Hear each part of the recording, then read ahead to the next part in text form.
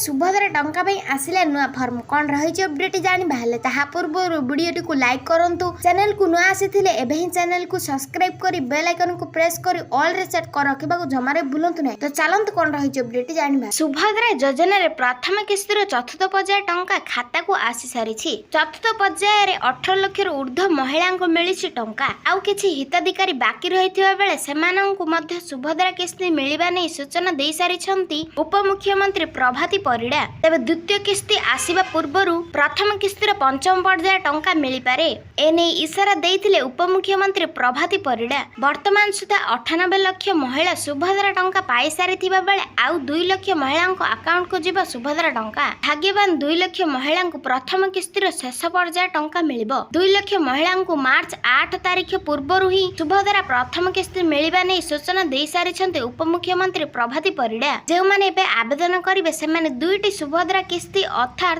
10,000 टंका पाइबे जहा कि मार्च 8 तारिख रे मिलिबा को जाउछि। जे आदो आवेदन करि नहंती से माने जदि एबे भी आवेदन करंती तेबे मार्च 8 तारिख रे दुईटी किस्ती टंका अर्थात 10,000 टंका पाइबे। उपमुख्यमंत्री प्रभाती परिडा कहिथिले बाकी थिबा केवाईसी आउ एनपीसीआई रु पाखाबाकी 25% क्लियर होईछि। आहुरी 2.5 लाख एनपीसीआई एवं केवाईसी करबा को बाकी अछि। से माने करबा परे तांको मध्ये द्वितीय पर्याय रे एका बेले दुईटी किस्ती टंका मिलिबो। सीधा सड़क बैंक खाता को आसीबो टंका। बैंक जाई बायोमेट्रिक सो एनपीसीआई करबा को आवेदनकारी को अपील करथिले प्रभाती परिडा। कारण एनपीसीआई क्लियर होई नथिले बैंक अकाउंट को टंका पठा जाई पारिबो नाही। सबुटु अधिक NPCI state bank of India रे बाकी अछि। स्टेट बैंक रे अकाउंट थिबा आवेदनकारी माने स्टेट बैंक ब्रांच जाई कराई नेबा को अपील करथिले उपमुख्यमंत्री प्रभाती परिडा। शेष हिताधिकारी निकट रे किभଳି सुभद्रा पहुंची पारिबो एवं जणे भी योग्य हिताधिकारी जेपरि एथिरु बात न पड़ंती सेथि पई